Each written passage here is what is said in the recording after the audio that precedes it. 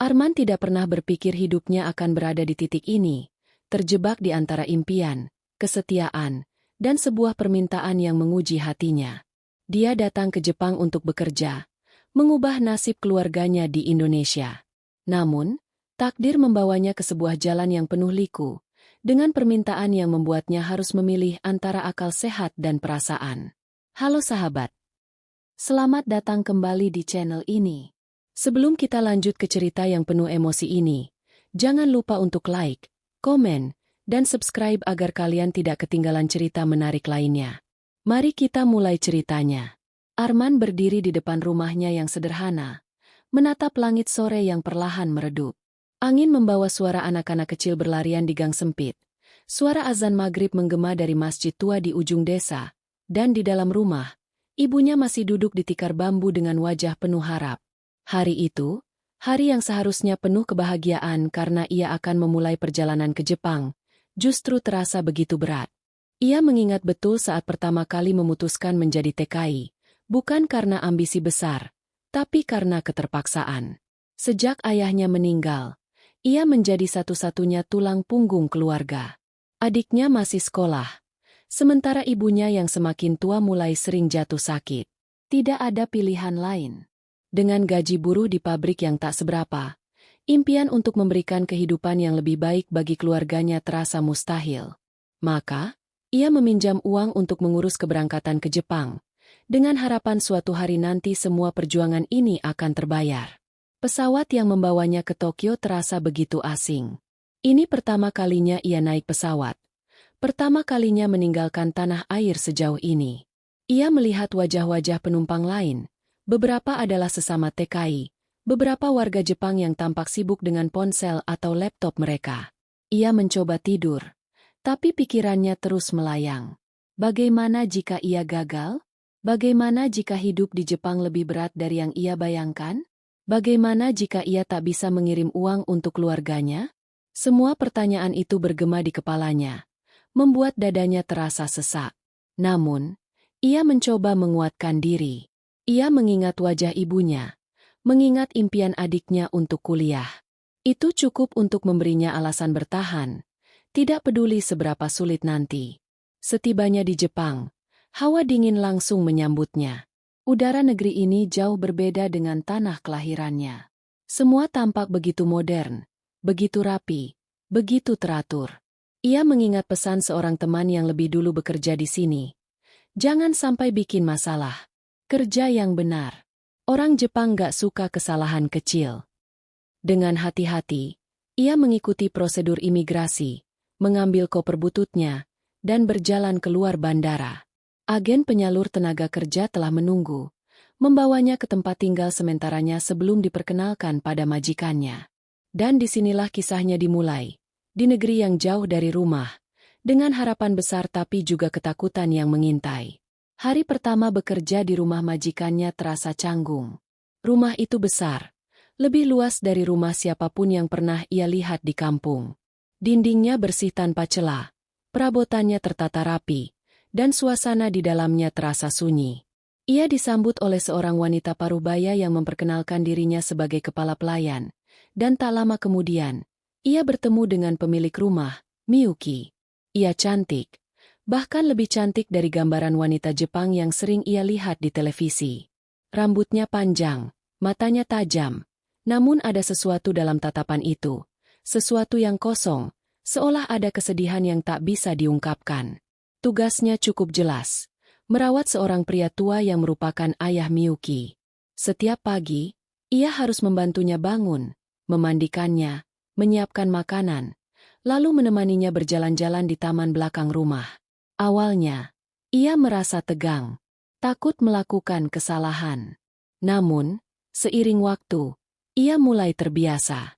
Pria tua itu jarang berbicara, tapi Arman bisa merasakan bahwa ia dihargai. Setidaknya, lebih dihargai daripada yang ia perkirakan. Namun, bukan pekerjaan itu yang paling menantang, melainkan bagaimana menyesuaikan diri dengan kehidupan di rumah besar ini. Miyuki hampir selalu sibuk. Jarang ada di rumah. Jikapun ada, ia lebih sering duduk di ruang kerjanya atau menatap jendela dalam diam. Arman penasaran, tapi ia tahu batasannya. Ia hanya pekerja di sini, tidak berhak untuk bertanya lebih jauh. Tapi lambat laun, ia mulai menyadari bahwa ada sesuatu yang mengganjal. Miyuki bukan hanya seorang wanita karir sukses, ia juga seorang wanita yang kesepian. Miyuki hidup dalam bayang-bayang masa lalunya. Ia berasal dari keluarga kaya dan terpandang, mewarisi bisnis besar yang kini ia kelola seorang diri. Namun, semua kejayaan itu tak mampu menutupi kenyataan bahwa ia kehilangan sesuatu yang lebih berharga. Suaminya meninggal dalam kecelakaan beberapa tahun lalu, meninggalkan luka yang tak pernah benar-benar sembuh. Mereka menikah dengan harapan memiliki keluarga bahagia, tapi takdir berkata lain. Kesepian menjadi bagian dari hidupnya. Ia sibuk bekerja, menghindari pertanyaan keluarganya tentang kapan ia akan menikah lagi atau memiliki anak. Namun, tekanan itu semakin besar. Dalam tradisi keluarganya, warisan dan bisnis tidak bisa diwariskan kepada orang luar. Jika ia tidak memiliki keturunan, semuanya bisa jatuh ke tangan saudara tirinya, seseorang yang sudah lama menunggu kesempatan untuk mengambil alih segalanya. Miyuki tahu ia harus bertindak cepat. Namun, mencari pasangan baru bukanlah pilihan yang mudah. Ia tidak bisa begitu saja menikah hanya demi mendapatkan keturunan. Setiap malam, ia duduk di kamarnya, menatap langit Tokyo yang gemerlap, bertanya-tanya apakah ada jalan keluar. Hingga suatu hari, sebuah ide mulai muncul di kepalanya. Ide yang terdengar mustahil, tetapi mungkin satu-satunya cara yang ia miliki. Hari itu, Miyuki lebih banyak berada di rumah. Arman merasakan sesuatu yang berbeda dari biasanya. Miyuki tampak gelisah, mondar-mandir di ruang tamu, sesekali menghela napas panjang. Hingga akhirnya, ia memanggil Arman untuk berbicara. Arman tidak pernah menyangka hidupnya akan sampai di titik ini. Permintaan yang ia dengar begitu mengejutkan, membuatnya sulit bernapas. Miyuki ingin dirinya menjadi ayah dari anaknya. Tidak ada pernikahan, tidak ada ikatan, hanya sebuah kesepakatan yang akan menguntungkan keduanya. Ia akan mendapatkan anak yang diinginkannya, sementara Arman akan menerima imbalan yang cukup besar untuk menyelamatkan ibunya yang sedang sakit. Bingung. Itu yang pertama kali Arman rasakan. Ini bukan sesuatu yang pernah ia bayangkan. Ia datang ke Jepang untuk bekerja, bukan untuk terlibat dalam situasi yang begitu rumit. Malam itu, Arman duduk di tepi ranjangnya, menatap langit-langit dengan kepala penuh pikiran. Jika ia menerima permintaan itu, maka ia bisa mendapatkan uang dalam jumlah besar, cukup untuk mengobati ibunya dan membayar hutang-hutang keluarga. Tapi jika ia menerima, apa yang akan terjadi dengan hatinya? Apakah ia bisa hidup dengan keputusan itu? Di satu sisi, ia tak ingin melihat Miyuki kehilangan segalanya. Ia melihat keputusasaan di matanya, sesuatu yang tak bisa ia abaikan begitu saja. Namun, di sisi lain, ini bukan keputusan kecil. Ini adalah sesuatu yang akan mengubah hidupnya selamanya. Waktu terus berjalan, dan Arman tahu ia harus segera memilih. Hari-hari setelah permintaan Miyuki terasa semakin berat bagi Arman. Ia mencoba bekerja seperti biasa, menjalankan tugasnya merawat ayah Miyuki, membersihkan rumah, dan menjaga profesionalismenya. Tapi tidak bisa dipungkiri, ada sesuatu yang berubah. Setiap kali bertemu Miyuki, ia merasakan ketegangan di udara. Tatapan wanita itu bukan lagi sekadar tatapan seorang majikan kepada pekerjanya. Ada harapan, ada ketakutan, dan ada keteguhan. Seakan-akan Miyuki sudah menetapkan hatinya, dan hanya menunggu Arman menyusulnya dalam keputusan besar ini. Arman mulai memperhatikan hal-hal yang sebelumnya tidak ia sadari. Bagaimana Miyuki sering menatap kosong keluar jendela, bagaimana senyum tipisnya lebih sering menjadi topeng daripada ekspresi tulus, bagaimana raut wajahnya selalu berubah ketika menerima telepon dari keluarganya. Semua itu memberi isyarat bahwa ia berada dalam tekanan besar, lebih besar dari yang pernah Arman bayangkan. Di satu sisi, Arman merasa kasihan. Ia tahu bagaimana rasanya menanggung beban hidup sendirian. Ia juga tahu bagaimana rasanya ketika hidup memberi pilihan yang tidak diinginkan. Namun, di sisi lain, ia tidak bisa begitu saja mengikuti arus. Ini bukan keputusan yang bisa diambil dengan mudah. Ini bukan hanya soal membantu seseorang. Ini soal masa depan, soal tanggung jawab, soal sesuatu yang tidak bisa diubah lagi begitu sudah terjadi. Tapi semakin ia berusaha menolak untuk berpikir, semakin pikirannya dipenuhi oleh kemungkinan-kemungkinan. Apa yang akan terjadi jika ia menerima? Apakah ia bisa benar-benar pergi setelah semuanya selesai? Apakah ia bisa mengabaikan keberadaan anak yang lahir dari dirinya? Semakin ia memikirkannya, semakin ia terjebak dalam kebimbangan yang tiada akhir. Di tengah kebingungan itu, sebuah panggilan dari Indonesia mengubah segalanya. Malam itu, telepon genggamnya berdering, menampilkan nomor dari adiknya. Perasaan tak enak langsung menyelimutinya. Jarang sekali adiknya menelepon kecuali ada hal yang mendesak. Dengan tangan gemetar, ia mengangkat telepon itu. Dan apa yang ia dengar membuat jantungnya hampir berhenti. Ibunya jatuh sakit. Bukan sekadar sakit biasa, tapi penyakit yang cukup serius. Dokter menyarankan agar segera dilakukan perawatan intensif. Namun biayanya sangat mahal. Lebih mahal dari yang bisa ia bayangkan. Adiknya menangis di ujung telepon. Bingung harus bagaimana. Tabungan mereka tidak cukup. Dan mereka tidak punya siapapun yang bisa membantu. Arman merasa dunia runtuh di hadapannya. Ini adalah mimpi buruk yang selama ini ia takutkan. Ia bekerja siang malam di negeri orang demi memastikan keluarganya hidup lebih baik. Tapi sekarang, nyawa ibunya berada di ujung tanduk, dan ia tidak bisa berbuat apa-apa. Tiba-tiba, permintaan Miyuki kembali terngiang di kepalanya. Jika ia menerimanya, maka masalah ini bisa selesai dalam sekejap. Ia bisa mengirimkan uang, membayar rumah sakit terbaik, dan memastikan ibunya selamat. Tapi apakah itu harga yang harus ia bayar? Ia ingin menangis, ingin berteriak, ingin kembali ke rumah dan memeluk ibunya. Tapi ia tidak bisa. Ia terjebak dalam dilema yang tidak memiliki jawaban yang benar. Keesokan harinya, Miyuki kembali mendekatinya. Kali ini, bukan hanya dengan permintaan, tapi dengan sebuah tawaran yang lebih sulit untuk ditolak. Ia menawarkan biaya rumah sakit ibunya sepenuhnya, tanpa syarat lain selain satu hal. Arman harus setuju untuk memberinya keturunan. Tidak akan ada tuntutan lain. Setelah bayi itu lahir, ia bebas pergi dan tidak perlu memikirkan apapun lagi. Arman terdiam. Kata-kata itu terlalu berat untuk diproses begitu saja. Miyuki mengatakannya dengan nada yang tenang, seolah ini hanyalah sebuah transaksi bisnis. Tapi Arman tahu, jauh di lubuk hati wanita itu, ada lebih dari sekadar kepentingan materi. Ia benar-benar menginginkan anak itu, dan ini adalah cara terakhir yang bisa ia lakukan. Di kepalanya, berbagai skenario mulai muncul. Bagaimana jika ia menerimanya? Ibunya akan sembuh. Ia bisa kembali ke Indonesia dengan hati yang lega. Tapi di sisi lain, apakah ia bisa benar-benar pergi begitu saja? Apakah ia bisa mengabaikan darah dagingnya sendiri? Tawaran itu seperti pedang bermata dua, di satu sisi menyelamatkan, di sisi lain menghancurkan. Malam itu menjadi malam terpanjang dalam hidup Arman. Ia duduk sendirian di dalam kamarnya yang kecil, menatap dinding putih yang dingin, mencoba mencari jawaban dalam keheningan. Tapi jawaban itu tidak kunjung datang. Ia mencoba berpikir dengan logika. Jika ia menerima tawaran ini, maka semuanya akan selesai. Ibunya akan mendapatkan perawatan terbaik. Ia tidak akan kehilangan satu-satunya keluarga yang ia miliki. Dan setelah semua ini selesai, ia bisa kembali ke Indonesia, memulai hidup baru tanpa harus memikirkan apapun lagi. Tapi hatinya memberontak. Ini bukan hanya tentang uang atau solusi instan.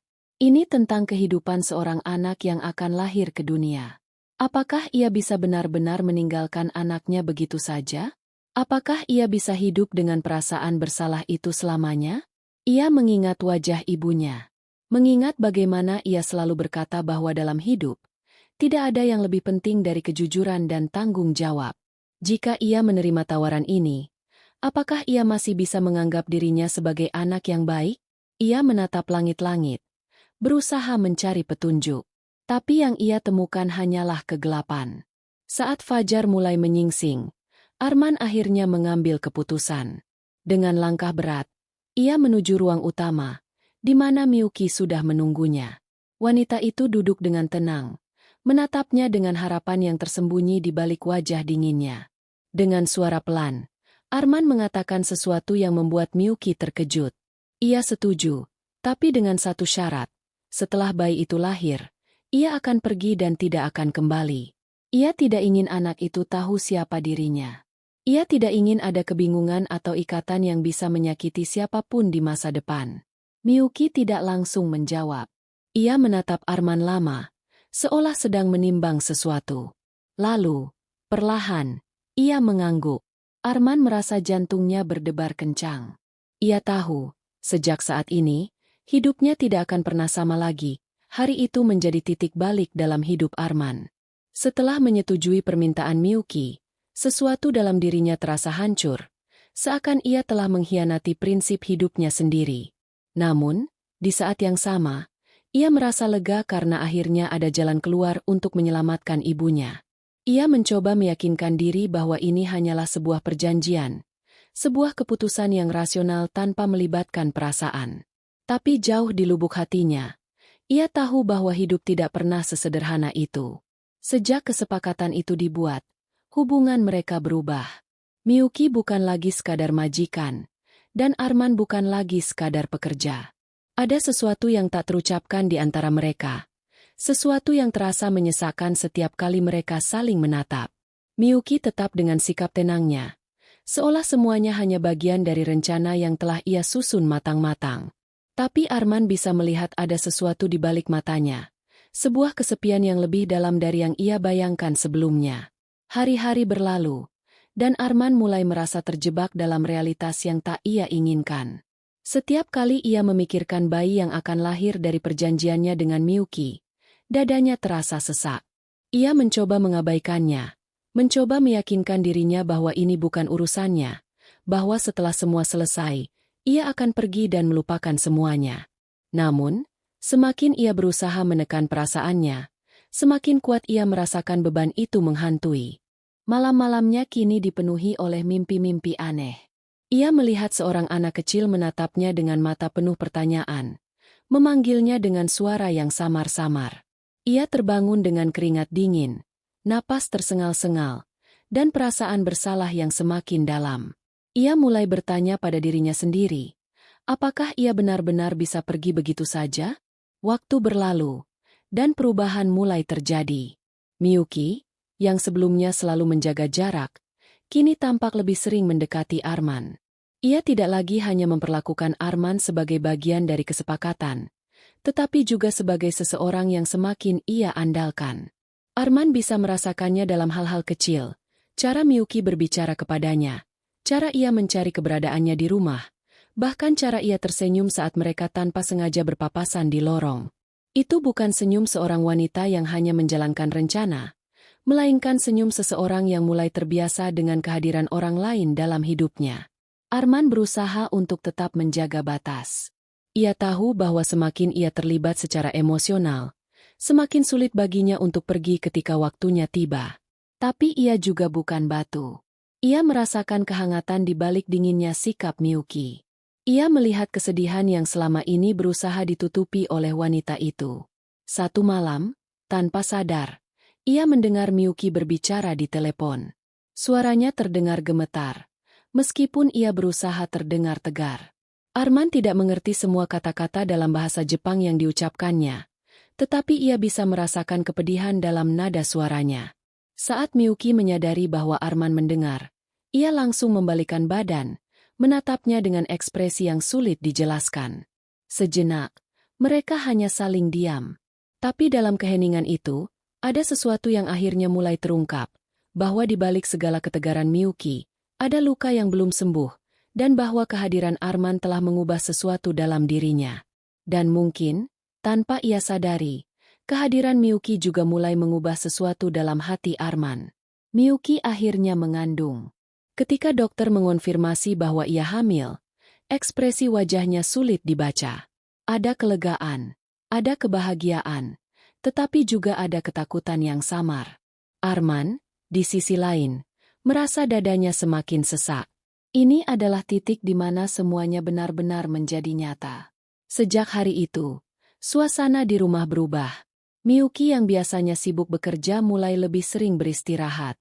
Arman, tanpa diminta, mulai lebih perhatian, membantu menyiapkan makanan sehat, memastikan Miyuki tidak kelelahan, bahkan mengingatkannya untuk minum vitamin. Ia tidak tahu kenapa ia melakukan semua itu. Bukankah ini seharusnya bukan urusannya? Bukankah ia hanya bagian dari kesepakatan yang akan segera berakhir? Tapi entah bagaimana, ia tidak bisa mengabaikan Miyuki begitu saja. Semakin hari, ia semakin merasa bahwa ia bukan hanya seseorang yang menyumbangkan keturunan. Ia adalah bagian dari sesuatu yang lebih besar. Ia tidak bisa membohongi dirinya sendiri lagi. Ia peduli. Ia takut. Ia tidak tahu apa yang akan terjadi setelah bayi itu lahir. Tetapi satu hal yang pasti, hatinya tidak lagi sama seperti sebelumnya. Seiring dengan perut Miyuki yang semakin membesar, Arman mulai merasakan tekanan yang lebih berat. Ia tahu waktunya semakin sedikit. Ia harus pergi sebelum ia semakin terikat. Sebelum semuanya menjadi semakin sulit. Tapi bagaimana ia bisa pergi? Setiap kali ia mencoba membayangkan hidupnya setelah ini, ia tidak bisa melihat masa depan di mana ia hanya kembali ke Indonesia dan melupakan semuanya. Ia tidak bisa membayangkan membiarkan anaknya tumbuh tanpa mengenalnya. Ia tidak bisa membayangkan Miyuki menjalani semuanya sendirian. Ia mulai berpikir untuk membatalkan kepergiannya. Tapi apakah Miyuki akan mengizinkannya? Apakah ia bisa tinggal dan menjadi bagian dari hidup mereka tanpa merusak segalanya? Sementara itu, Miyuki tetap diam. Ia tidak pernah bertanya apakah Arman akan tinggal atau pergi. Ia hanya menjalani hari-harinya seperti biasa, seolah semuanya sudah memiliki akhir yang jelas. Tapi di matanya, ada sesuatu yang berubah. Seolah ia juga mulai takut kehilangan sesuatu yang lebih berharga dari sekadar keturunan. Beberapa minggu sebelum kelahiran, sesuatu terjadi. Ayah Miyuki yang selama ini diam akhirnya berbicara. Ia memanggil Arman ke kamarnya dan mengatakan sesuatu yang mengejutkan. Ia tahu semuanya. Ia tahu tentang kesepakatan mereka. Tapi yang lebih mengejutkan lagi, ia mengatakan sesuatu yang membuat Arman terpaku. "Kau tidak bisa pergi," ucapnya dengan nada tegas. Arman tidak mengerti apa yang dimaksud. Tetapi sebelum ia sempat bertanya lebih lanjut, ayah Miyuki mengatakan sesuatu yang lain. Sesuatu yang membuat dunianya berputar. Karena Miyuki tidak hanya menginginkan anak, ia menginginkanmu. Arman terdiam. Kata-kata itu menggema di kepalanya, mengubah segalanya.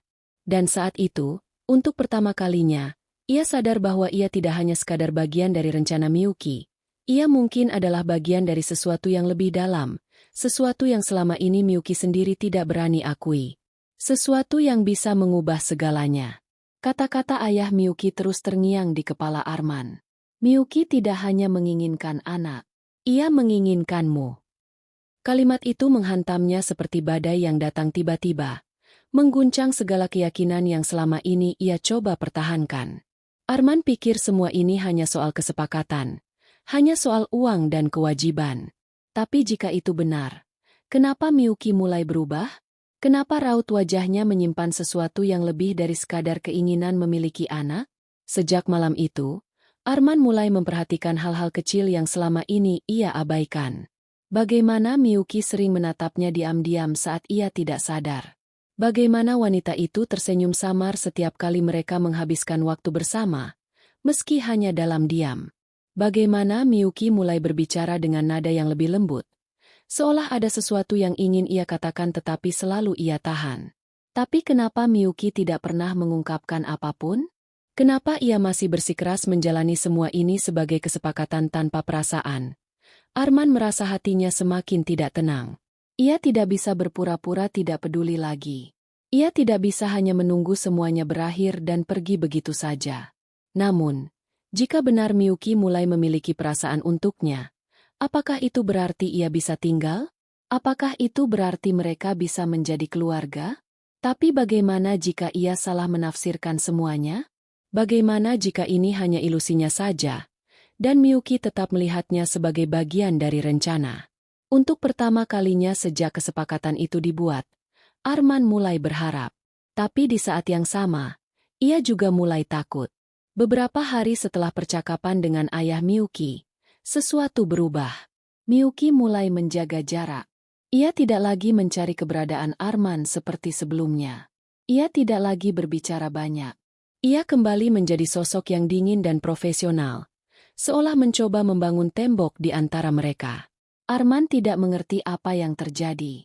Apa Miyuki menyadari bahwa ia mulai memiliki perasaan dan memilih untuk menjauh? Atau justru Miyuki sendiri mulai merasakan sesuatu yang tidak seharusnya? Dan ini adalah caranya untuk menekan perasaannya? Setiap kali Arman mencoba mendekat, Miyuki selalu menemukan alasan untuk menghindar. Jika sebelumnya ia akan menyambut kehadiran Arman dengan tatapan lembut, kini yang ia tunjukkan hanyalah ekspresi datar yang sulit dibaca. Arman merasa kehilangan sesuatu yang bahkan belum pernah ia miliki sepenuhnya. Di satu sisi, ia ingin bertanya langsung, ingin meminta Miyuki untuk jujur, ingin tahu apakah ada harapan untuk sesuatu yang lebih dari sekadar kesepakatan. Tapi di sisi lain, ia takut mendengar jawaban yang menyakitkan. Ia takut Miyuki hanya bersikap baik selama ini karena rasa bersalah, bukan karena perasaan sesungguhnya. Dan akhirnya, ketakutan itu membuatnya tetap diam. Tapi semakin lama diam, semakin besar perasaan kehilangan itu tumbuh di hatinya. Sampai suatu malam, saat Arman sedang membersihkan rumah, ia menemukan sesuatu yang tidak sengaja tertinggal di meja Miyuki. Sebuah surat yang belum dikirim. Tangannya gemetar saat ia melihat namanya tertulis di amplop itu. Untuk sesaat, ia ragu. Tapi dorongan untuk tahu lebih besar daripada rasa bersalahnya. Dengan hati-hati, ia membuka surat itu dan mulai membaca. Dan apa yang tertulis di dalamnya membuatnya terpaku. Miyuki menuliskan semua yang ia rasakan. Tentang bagaimana ia awalnya hanya menginginkan anak, tapi tanpa sadar mulai menginginkan lebih dari itu. Tentang bagaimana ia mencoba menahan perasaannya, karena ia takut Arman tidak merasakan hal yang sama. Tentang bagaimana ia merasa bersalah telah menyeret Arman ke dalam kehidupannya dengan cara yang tidak seharusnya. Di akhir surat itu, ada satu kalimat yang membuat dada Arman semakin sesak. Aku tahu kesepakatan ini akan segera berakhir, dan aku sudah bersiap untuk hidup tanpamu. Tapi jika ada keajaiban, jika kau juga merasakan hal yang sama, aku berharap kau bisa tinggal. Arman tidak bisa bernapas. Jadi, selama ini, Miyuki juga merasa sama. Ia hanya terlalu takut untuk mengakuinya. Dan Arman menyadari satu hal yang pasti, ia tidak bisa pergi. Tidak sekarang. Tidak pernah. Hari itu akhirnya tiba. Miyuki mengalami kontraksi, dan Arman membawanya ke rumah sakit dengan perasaan yang campur aduk. Di satu sisi, ia bahagia karena sebentar lagi anak mereka akan lahir. Tapi di sisi lain, ia takut apa yang akan terjadi setelah ini. Sepanjang proses persalinan, Arman tidak bisa melepaskan tangannya dari genggaman Miyuki. Ia bisa merasakan ketakutan wanita itu, dan ia ingin memastikan bahwa Miyuki tidak sendirian. Ketika tangisan bayi pertama kali terdengar di ruangan itu, air mata Arman mengalir tanpa bisa ia tahan. Ini bukan hanya tentang kesepakatan lagi. Ini tentang kehidupan baru yang telah lahir. Tentang keluarga yang tanpa sadar telah ia bangun. Saat Miyuki melihat bayinya untuk pertama kali, air mata juga mengalir dari matanya. Dan saat ia menoleh ke arah Arman, tatapan mereka berbicara lebih dari 1000 kata. Tidak ada lagi jarak. Tidak ada lagi keraguan. Di saat itu, Arman tahu bahwa ia tidak akan pernah bisa pergi. Beberapa minggu setelah kelahiran, Arman akhirnya berbicara. Ia mengatakan pada Miyuki bahwa ia ingin tetap tinggal. Bukan karena kesepakatan, bukan karena kewajiban, tapi karena ia ingin ada di sisi mereka. Miyuki tidak menjawab langsung. Ia hanya menatap Arman dengan mata berkaca-kaca, lalu menundukkan kepala sambil menggenggam tangannya erat. Tidak perlu kata-kata. Di momen itu, mereka sama-sama tahu bahwa mereka tidak perlu lagi berpura-pura. Bahwa mereka telah menemukan sesuatu yang lebih dari sekadar kesepakatan. Mereka telah menemukan rumah dalam satu sama lain.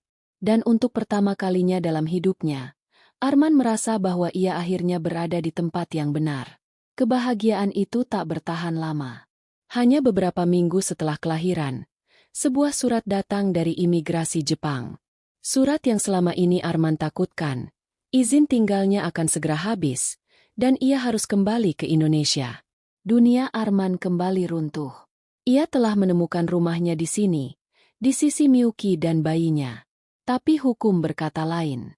Miyuki terdiam cukup lama setelah membaca surat itu. Wajahnya datar. Tetapi Arman bisa melihat bagaimana jemarinya gemetar. Ia tahu bahwa Miyuki juga takut. Bahwa wanita itu juga tidak ingin berpisah. Mereka mencoba mencari solusi. Ayah Miyuki bahkan turun tangan. Mencoba menggunakan pengaruhnya untuk memperpanjang izin tinggal Arman. Tapi semuanya tidak semudah itu. Proses hukum Jepang ketat. Dan tidak ada jaminan bahwa mereka bisa menang. Waktu terus berjalan. Dan hari keberangkatan semakin dekat. Arman mulai merasakan sesuatu yang dulu ia pikir tidak mungkin. Rasa takut kehilangan. Ia sudah terlalu terikat dengan bayi mereka. Terlalu mencintai Miyuki untuk pergi begitu saja. Tapi apa yang bisa ia lakukan? Malam itu, saat bayi mereka tertidur di antara mereka, Arman dan Miyuki saling berpandangan lama. Ada sesuatu yang tidak terucapkan di antara mereka. Mereka tidak ingin berpisah. Tapi apakah cinta saja cukup untuk melawan kenyataan? Miyuki tidak banyak bicara setelah surat itu datang. Tapi setiap gerak-geriknya menunjukkan kegelisahan yang sama dengan yang Arman rasakan. Ia sering menatap bayinya lama-lama, menggenggam tangan kecil itu dengan tatapan sedih. Sampai akhirnya, malam sebelum Arman seharusnya kembali ke Indonesia, Miyuki mengambil keputusan yang mengejutkan. Ia mengeluarkan sebuah dokumen yang telah ia siapkan diam-diam, sebuah surat pernikahan. Arman membeku. Miyuki tahu bahwa pernikahan dengan warga negara Jepang bisa membuat Arman mendapatkan izin tinggal permanen. Tapi ini lebih dari sekadar solusi hukum. Ini adalah jawaban dari semua kebingungan mereka selama ini. Dengan suara bergetar, Miyuki mengatakan bahwa ia tidak ingin kehilangan Arman. Bukan hanya karena bayi mereka. Bukan hanya karena kesepakatan. Tapi karena ia mencintainya. Dan saat itu, semua ketakutan Arman menghilang. Tidak ada lagi keraguan. Tidak ada lagi alasan untuk pergi. Ia mengambil pena, menandatangani dokumen itu, dan untuk pertama kalinya dalam hidupnya, ia merasa telah memilih jalan yang benar. Pernikahan mereka berlangsung sederhana, hanya dihadiri oleh keluarga Miyuki dan beberapa teman dekat. Tidak ada pesta mewah, tidak ada gaun pengantin yang berkilauan. Tapi tidak ada yang lebih berarti bagi Arman selain melihat Miyuki di sisinya. Menggenggam tangannya erat seolah mengatakan bahwa ia akhirnya menemukan tempatnya di dunia ini. Setelah semua yang mereka lalui, akhirnya mereka bisa bernapas lega. Tidak ada lagi batasan hukum yang mengancam. Tidak ada lagi ketakutan akan perpisahan. Miyuki tidak lagi menyembunyikan perasaannya. Ia mulai lebih terbuka, lebih banyak tersenyum. Lebih banyak menunjukkan kasih sayang yang selama ini ia tahan. Dan Arman, yang dulu hanya seorang pekerja asing yang mencari uang demi keluarganya di Indonesia, kini memiliki keluarga baru yang tak pernah ia duga akan menjadi bagian dari hidupnya.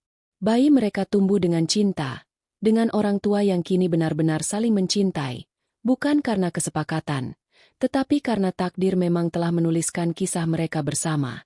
Arman mengerti satu hal, bahwa kadang, hidup memberikan lika-liku yang menyakitkan. Tapi jika kita berani mengikuti hati kita akan menemukan rumah di tempat yang paling tidak terduga. Kehidupan setelah pernikahan bukan tanpa masalah. Miyuki harus menyesuaikan diri dengan keberadaan Arman dalam hidupnya secara penuh.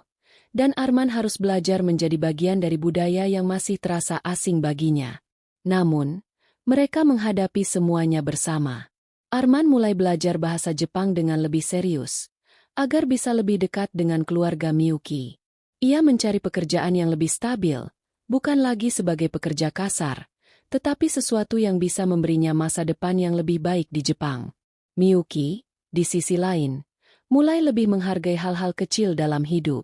Ia tidak lagi hanya fokus pada karir, tetapi mulai menikmati perannya sebagai ibu dan istri. Dan setiap malam, saat mereka menatap bayi mereka yang tertidur di antara mereka tahu bahwa segala kesulitan yang mereka lalui tidaklah sia-sia. Mereka telah menemukan cinta di tempat yang paling tidak terduga. Dan itu adalah hadiah terbesar yang bisa diberikan oleh hidup.